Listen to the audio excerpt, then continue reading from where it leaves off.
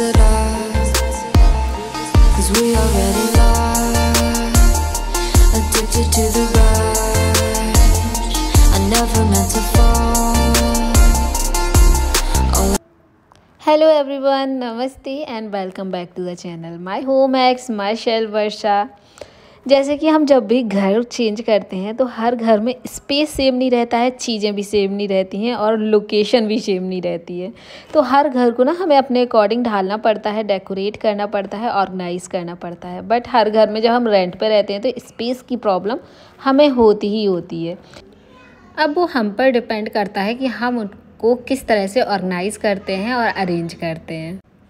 मैंने काफ़ी पहले ये वाला टेबल अपना वॉलपेपर से कवर किया था, बट एट द टाइम कि वो ख़राब होने लग जाता है, थोड़ा बहुत उससे निकल जाती हैं चीज़ें और वो गंदा भी लगने लग जाता है। तो मैंने उसको रिमूव कर अपनी एक टेबल को ऑर्गेनाइज़ कर रही हूँ, जो हमारी स्टडी टेबल भी हो सकती है या मेरा वर्क स्टेशन भी यहाँ पर हो सकता है।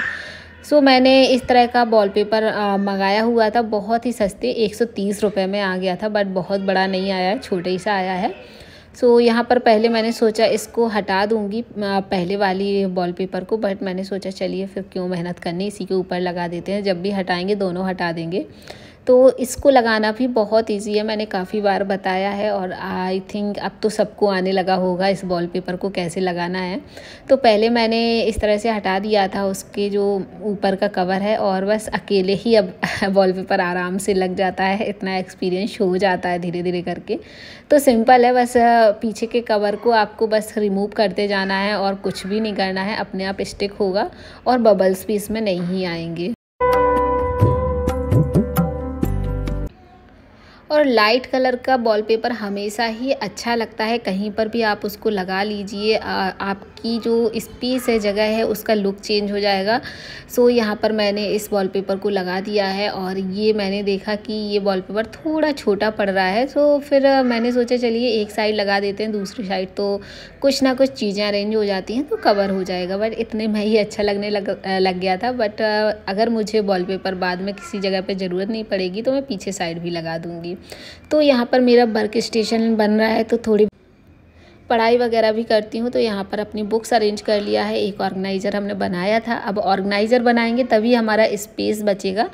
तो इस ऑर्गेनाइज़र में आराम से मेरी चीज़ें आ जाती हैं और जितनी भी बुक्स हैं जो रिसेंटली पढ़ रहे हैं, 2-4 बुक्स तो आराम से इसमें रख जाती हैं। एक ट्रे में मैंने कुछ अपने चीज़ें रख दी हैं। प्लांट्स मैं यहाँ पर हमेशा ही रखती हूँ कहीं ना कहीं, और सनलाइट यहाँ पर डायरेक्ट आती है मॉर्निंग की, तो यहाँ पर और भी मैं सारे प्लांट्स रख लेती हूँ।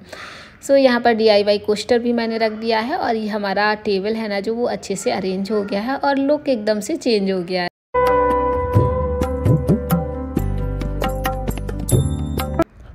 और यहाँ पर 2 चेयर हमेशा रहती हैं, तो एक्स्ट्रा मैं यहाँ पर चेयर नहीं रखना चाहती थी, क्योंकि वहाँ पर फिर बहुत भरा भरा सा रूम लगने लगता है। अगर रूम को स्पेसियस रखना है तो चीज़ें वहाँ पर कम से कम रखी जाएं। तो जो मेरी लिविंग रूम में चेयर रहती है उस पर ही मैं बैठकर अपना काम कर लेती हूँ और उस चेयर को हटा के दूसरी जगह रख देती हूँ। तो ये हमारा वर्क स्टेशन बन गया है और काफ़ी ज़्यादा अच्छा लग रहा है।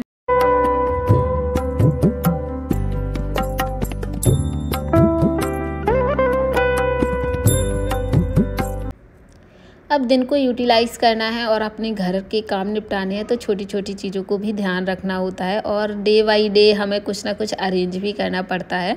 सो सर्दियाँ आ गई हैं तो सर्दियों के कपड़े हमें अरेंज करने थे, बट इकट्ठे हम नहीं करेंगे। बेड से मैंने निकाल कर और धूप में सुखा लिए हैं सारे कपड़े इकट्ठे करके। अब जो मेरी किड्स थी ना, इसमें सबके अलग अलग कपड़े रखे हैं, तो आज मैंने सोचा दित्या के कपड़े सारे अरेंज कर देती हूँ, क्योंकि 1 बाय 1 करके ही ये चीज़ें ऑर्गेनाइज़ होंगी। तो आप सब भी ऐसा ही करिए, इकट्ठा सामान फैलाने की ज़रूरत बिल्कुल भी नहीं है। आप 1 बाय 1 करके सभी की वार्डरोब हो गया, कपड़े हो गए, सभी चीज़ों को अच्छे से अरेंज कर पाएंगे। तो हमने सारे विंटर वियर निकाल लिए हैं और समर वियर अंदर उन्हीं किट में वापस से रख दिए हैं। और जितने भी विंटर वियर है ना, तो सबको सेग्रीगेट करके पल्प में रख दिया है और ये से क्या होगा, पता लगेगा कि कहाँ पर क्या रखना है। अब यहाँ पर आप ऑर्गेनाइज़र्स का भी यूज़ कर सकते हैं जो कार्डबोर्ड से बनाते हैं, तो मैंने काफ़ी जगह उनको भी यूज़ किया है। बट दित्या की जो अलमीरा है ना, उसके लिए मैंने बास्केट ऑलरेडी करके रखी हुई हैं, जिसको मैं चेंज नहीं करती हूँ। तो सभी बास्केट्स में के साइज़ के अकॉर्डिंग मैंने बास्केट्स चूज़ की हैं। जैसे बड़ी बास्केट में मैंने जितने भी स्वेटर्स होते हैं उनको रख दिया है फाइल शेप में। इससे रखना और निकालना इजी होता है।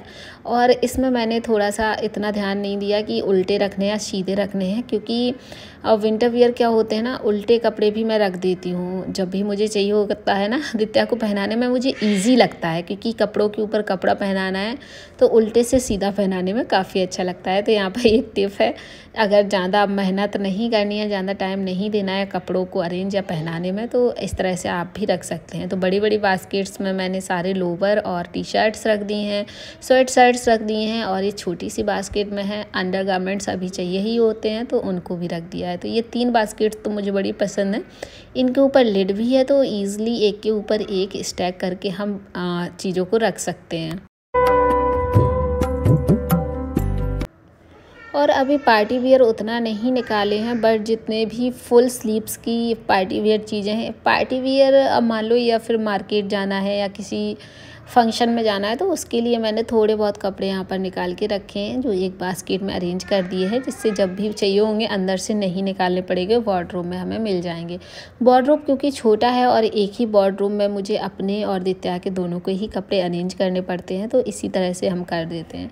इसमें कुछ है उसके ड्रेसेस रखी हैं जो प्रेस वगैरह करनी होती हैं, तो ऐसे ही रख देते हैं। और ये रहे कुछ पार्टीशंस जिसमें हम इन सारे कपड़ों को अरेंज करेंगे।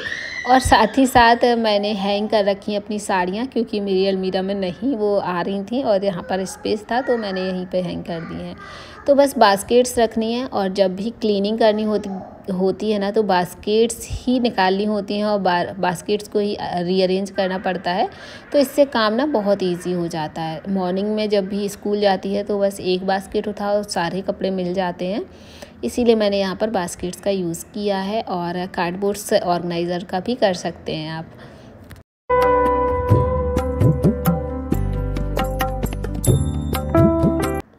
एक छोटा सा ऑर्गेनाइज़र लिया है जिसमें पेन वगैरह हम लोग रखते हैं, तो उसमें हम यहाँ अब सॉक्स वगैरह रखेंगे, क्योंकि विंटर्स में सॉक्स का भी रेगुलर यूज़ होगा। तो एक ही उसमें सारे सॉक्स आ गए हैं और स्पेस भी काफ़ी कम ले रहा है। और ऊपर मैंने सारे डेली वियर की चीज़ें रख दी हैं, और साइड में ही कुछ जो रेगुलर, अब वैसे तो बुक्स उसकी बहुत कम है जितनी स्कूल में चाहिए होती हैं, बट जो भी एक्स्ट्रा है यहाँ पर हम रख देते हैं। कवर वगैरह जो भी उसकी स्टेशनरी का सामान है इसी के साथ रख देते हैं।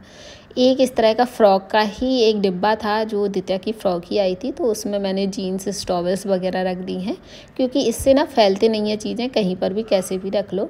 और अब उसके मामा की शादी आ रही है एंड मेरे भैया की शादी आ रही है, छोटे भाई की, तो उसकी शॉपिंग भी अब स्टार्ट हो गई है। तो अब ना बिजी शेड्यूल चल रहा है रेगुलर ही। और ये देखो बेली कितनी प्यारी लग रही है ना उसकी। छोटे छोटे बच्चों की चीज़ें बहुत सुंदर लगती हैं। कैप्स और स्वेटर्स मैं यहाँ पर साइड में ही रख दूँगी, ताकि क्योंकि ये बहुत ज़्यादा हैवी हो जाते हैं और बास्केट्स में आते भी नहीं हैं, तो मैंने फाइल शेप में ही साइड में रख दिए हैं। और अब थोड़े बहुत न्यू क्लॉथ्स भी थे जो शादी के लिए मैंने परचेज़ किए थे स्पेशली। तो देखिए ये ब्लैक ड्रेस है, काफ़ी अच्छे लगते हैं ना बच्चों के छोटे छोटे कपड़े परचेज़ करना मैं बहुत ज़्यादा करती हूँ। मतलब दित्या के कपड़े मैं बहुत ज़्यादा परचेज़ करती हूँ, मुझे बहुत पसंद है। छोटे छोटे कितने सुंदर सुंदर मिल जाते हैं। तो ये देखिए देखते हैं कहाँ पर कब पहनाते हैं, बट सारी ही चीज़ें मैंने शादी के लिए परचेज़ करी हैं। और ध्यान रखा है कि फुल स्लीव्स की हों, क्योंकि विंटर्स हैं तो इनर पहना दो, ऊपर से इन सब कपड़ों को पहना दो तो ठीक है, काम चल जाएगा और ड्रेस का लुक भी अच्छा आता है। और जैकेट्स वगैरह भी लिए हैं, तो इन नए कपड़ों के लिए एक्स्ट्रा स्पेस तो चाहिए ही होता है। तो मैंने नीचे का जो एक स्लाइडर है उसमें रख दी है इन सब चीज़ों को। मैं डंप करती जाती हूँ, उसको अरेंज कम ही करती हूँ। तो यहाँ पर मैंने रख दिया है, जब भी चाहिए होगा सामने दिखेंगी। तो ये हो गई मेरी दित्या की वार्डरोब ऑर्गेनाइज़। तो बहुत ही कम स्पेस में बहुत सारी चीज़ों को हमने ऑर्गेनाइज़ कर दिया है बास्केट्स की हेल्प से। तो बहुत सारी चीज़ें सेग्रीगेट होके और अच्छे से अरेंज हो गई हैं। तो ये सर्दी का जो काम है ना, एक उसका सरदर्द ख़त्म हो गया है, क्योंकि अब रेगुलर इतने टाइम तक बस अरेंज ही करना पड़ेगा, निकालना रखना नहीं है कोई भी चीज़ों को। So okay friends, I hope कि आज का वीडियो आपको अच्छा लगा होगा। अच्छा लगा है तो एक लाइक जरूर करिएगा, क्योंकि आपका एक लाइक छोटा सा और मेरे फेस पे बहुत सारी स्माइल, बहुत अच्छा लगता है जब आप लोग लाइक करते हैं। और उससे भी अच्छा लगता है जब आप लोग कमेंट करते हैं कमेंट में, क्योंकि वो होता है, आप तो हमें जानते हैं लेकिन हम आपको नहीं जान पाते हैं अगर कमेंट नहीं करेंगे कि कौन कौन हमें देख रहा है। तो 20K फैमिली कंप्लीट हो गई है, 20K प्लस हो गए हैं और इसके लिए आपको बहुत सारा धन्यवाद जो आप हमसे इतने सारे लोग जुड़ चुके हैं। और चलिए फिर आज के इस वीडियो को भी यहीं पर ख़त्म करते हैं और आपको एक नए और इंटरेस्टिंग वीडियो के साथ ही मिलेंगे। तब तक के लिए दोस्तों आप लोग अपना ख्याल रखिएगा, बहुत सारा खुश रहिएगा। Bye bye, tata, take care.